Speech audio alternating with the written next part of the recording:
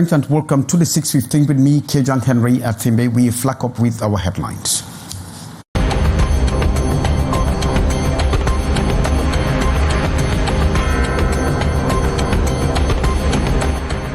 Gendarmes in Yaoundé dismantled two sets of suspects for different criminal actions. One of the gangs with minting machine for dollars and euros, and the other operating an illegal military training center promising recruitment into the United Nations and the U.S. Army. And over 70 young people or customs has seized a large consignment of counterfeit 14 sportswear in Ekok, a border town with Nigeria. The seizure comes on the heels of a pact with Fecafoot to protect intellectual property and combat illicit trade across borders. And the National Blood Transfusion Service is set for a major boost after receiving 1.5 billion CFA to support, aiming to surpass last year's record of 165,000 pints of blood. But it should be recalled that this amount is still far from meeting up with the annual need of 400,000. Top stories.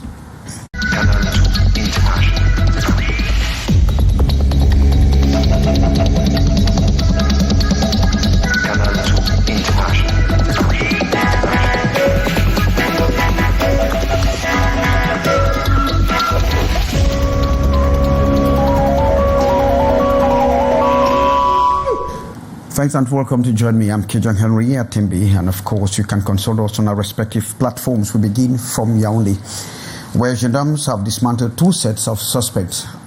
In fact, one of the gangs is known to possess a minting machine for dollars and euros, while the other is operating an illegal military training center.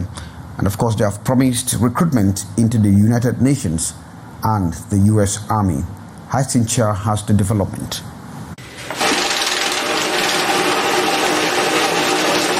Euros and dollars made in Simbok, Yaoundé, even from a close range. They appear like authentic banknotes, but are all fake. The smart guys designing and producing with their computers. A lucrative business before their eventual arrest by the elements of the Yaoundé 2 Gendarmerie unit. The brigade commander of BMRC have conducted an operation who made him to arrest 3 suspects who were manufacturing fake banknotes in the quarter named Simbok. Les billets héros enfouis dans son domicile, certaines cartes magnétiques, dollars australiens en coupure de 120 $10 australiens. Presenting the culprits to the press this August 25th, those traveling in and out of Cameroon are cautioned to exercise vigilance with the exchange of different currencies. All those people are supposed to travel abroad to make sure that they are making their change in the bank so that they can get a good banknote before traveling. Because when you travel with fake banknote, it's possible you can be arrested in the airport. And here at Nsam is a typical classroom and school setting. Chaplain in Action Breaking Frontiers International, a non-governmental organization carrying out 2 weeks military training, promising the young people immediate employment abroad. It's looking like a fake association which is not legalized, with training people in military subject, but they don't have any document, any relevant information to know that they are military or they are not military. So they are training people, permitting them to go and find job in United Nations or United States. Uncovered by the gendarmerie authorities after numerous complaints, many Cameroonians are said to have lost a fortune to the unclear business. They have taken a lot of money from the people. Some have been reimbursed, but some other are not waiting to be reimbursed. Investigations continue to establish all elements on the suspicious center and individuals involved.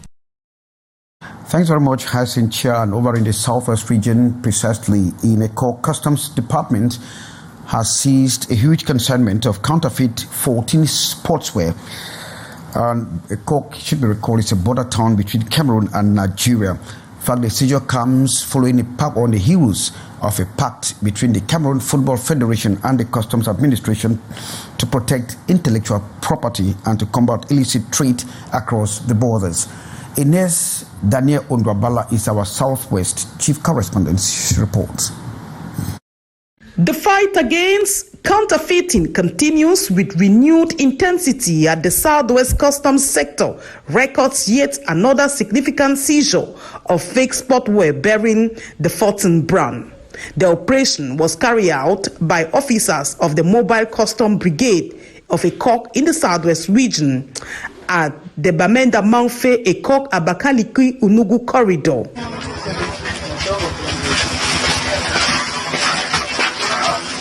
The seized consignment included 87 JC and short, 434 full tracksuits, and 248 T-shirts.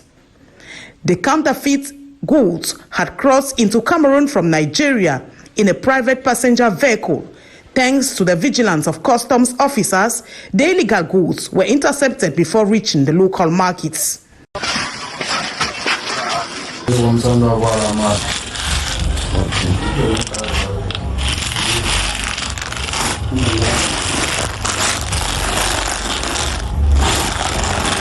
This operation comes as part of a broader crackdown following the April 2, 2025 agreement signed in Yaoundé between the Directorate General of Customs and Fecafoot officials.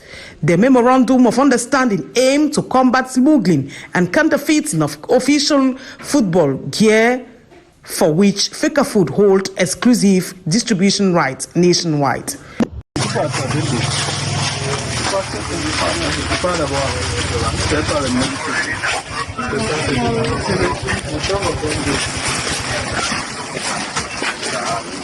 The seizure at Ekok sends a clear message. Counterfeiting goods will not go unchallenged. Custom authorities remain committed to enforcing intellectual property rights and protecting the integrity of national commerce. The commander of Southwest Custom Active Group, Mofo Camden, and the mobile brigade team of custom in Ekok, headed by Ashu Emmanuel, say they will not relent efforts in fighting counterfeiting and smuggling. This action was carried out thanks to elements of Custom Mobile Brigade, Foka Fortier, Esomba Ewane, Anisong Cecilia, Isong Evaristus, and Tankieng Mark. Thanks very much, Ines. And the National Blood Transfusion Service is set for a major boost after receiving 1.5 billion CFA francs in support, aimed at surpassing last year's record of 165,000 pints of blood. But it should be recalled that this amount is still far from meeting up with the annual demand of 400,000 pints of blood, as you report. Beatrice Ngamo from Yaoundé. From 165,708 pints of blood last December 2024, after 158,481 in December 2023 and 140,000 in 2022, the National Blood Transfusion Service feels they've been steady increase. The strides are not very wide, but it is steady and progressive. And I believe, I told my boss that in 2025, because of so much energy that was put in carrying out blood sensitization campaigns and collections, I am sure the statistics for December 2025 would give us something really, really impressive. The management committee met in its 8th ordinary session this August 25th in Yaoundé. Mainly budgetary. With 1.5 billion, 500 million budget, the service now have the means to boost the process. For every step in the chain goes with financing. Even to go out and campaign for blood donations, you need material for sensitization, you need to prepare documents, you need to prepare posters and whatever, banderoles. And if you have to carry out any donations, you need to be able to get all the resources necessary for collecting blood. You need to even be able to provide refreshment for donors. That is a physiological requirement. So money is needed for everything. By December this 2025, the National Blood Transfusion Service reassured there will be an increase in the number of blood pints donated. Some 400,000 pints of blood is needed yearly in Cameroon to save lives. About 1 month, 2 weeks to the presidential election, candidates have begun meeting or having pre-electoral meetings with the population. Last Saturday, Ateki Seta-Caxton of the Liberal Alliance Party was in Bamenda Northwest region of the country. And of course, he has pledged, if voted to office, he would be able to resolve the conflict in the English-speaking regions of the country. We call from Northwest Chief Correspondent Andy Collins. Sherfa Saleh report. Upon arrival at Welcome to Bamenda over the weekend, a presidential hopeful descended on the streets of Bamenda 1 at Up Station and Bamenda 3 at Mobile Nkwen in communion with the bereaved population of the Northwest region, including the candidate for the Liberal Alliance Party, PAL, Ateki Seta-Caxton, who himself lost the immediate follower among thousands others in the ongoing security crisis. So I'm here with a promise that the pain that we felt, the pain that my family felt, is not a pain that any of you should go through. This is more reason why this son of Mbengui in Momo Division is promising to champion the cause to end the bloodbath in English-speaking Cameroon upon ascending the Supreme Magistracy, or make it a strong contribution in case of coalition. There has to be a common program. All of us may have different political leanings, different political parties that have their own ideas. But when we say that there should be a coalition program, we're saying that there are things that even if we're different, all of us can agree on. All of us agree that the Anglophone problem should be resolved. This should be a coalition priority. Along the Commercial Avenue in Bamenda 2, the 39-year-old graduate from Irig bowed before a group of traders around where the last fire disaster ravaged hundreds of businesses at the main market before meeting journalists, party militants, and sympathizers for a question and answer session.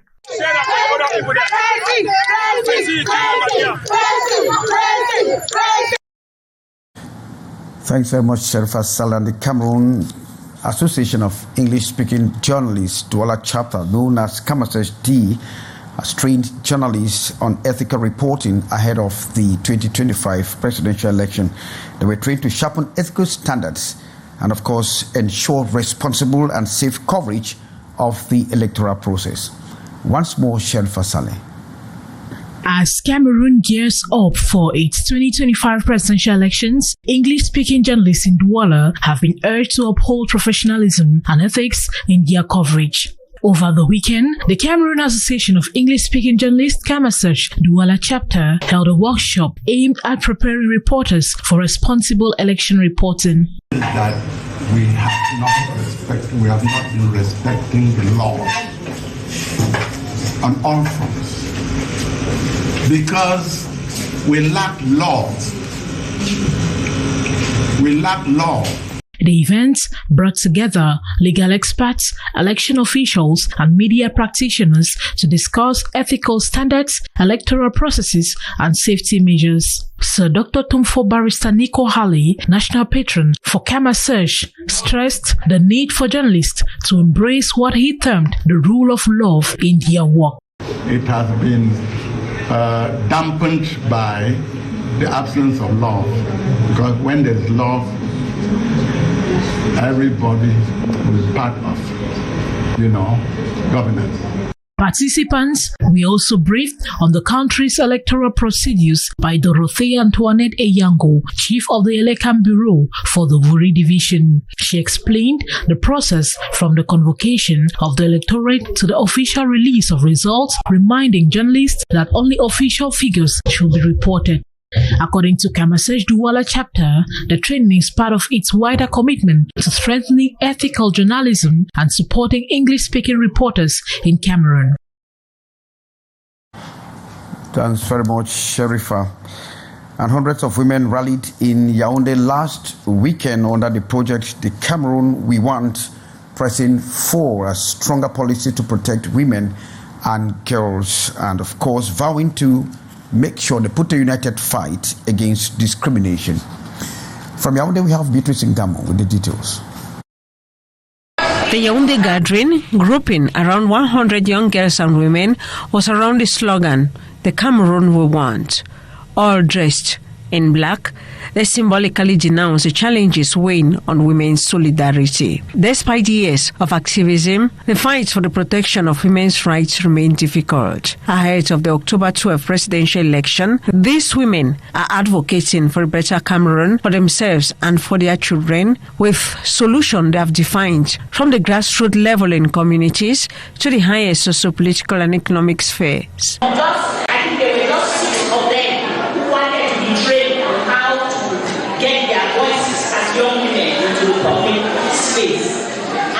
They have done a fantastic job. They went through training of trainers in Douala, in Yaoundé, and when we say they were going to the field, these are the young women who went to the field and talked to all of your associations. Thus need for all to speak the same language. To let them know the words women are bearing and to give the solution we want. We want to pass it across all levels, and if our voices won, it will continue. We are here for that. We want what we have collected from the different communities to be put together and used together so that we can arrange the steps to push for its veritable implementation in our policies. Beyond being a cry of distress, the Cameroon We Want initiative is described as a battle call. The women involved says will intensify work on the field, ensuring continuity. The next generation is ready and taking leadership. Thank you very much, ladies. You can take your places. Now, prolongation of the African Women's Day celebrated last July 31st, 2025. Beatrice Gabo reporting, and over to the Northwest region again, over 70 young people in Bamenda have actually completed a 2-month training program by the Army Rescue, which is aimed at equipping them with life-saving skills and, of course, to respond to disaster amid the fragile security situation in that part of the country. Sherifa Saleh with Annie Collins. 76 young people between the 7 and 16 age bracket have been trained on fire disaster management and first aid administration. The 2-month holiday program organized by the Bamenda-based 5th Army Rescue Group of the 4th Military Region took place recently at the command post at Upstation. Clap for them, please. It's not easy. This year also, know it perfect. Because if I meet somebody in danger, I know how to help them. Applauded by parents and defense and security personnel, the Northwest Governor, who presided, says they could be of help even in the present crisis context. In our context in Bamenda, where we are facing a crisis, it's a sign that not only we have a professional, a would-be professional available to help us in the fight against the fight in the Northwest region, but that, yes. As envisaged by the military hierarchy, trainings like this could serve as a nursery for children who may later pursue a career in defense and security.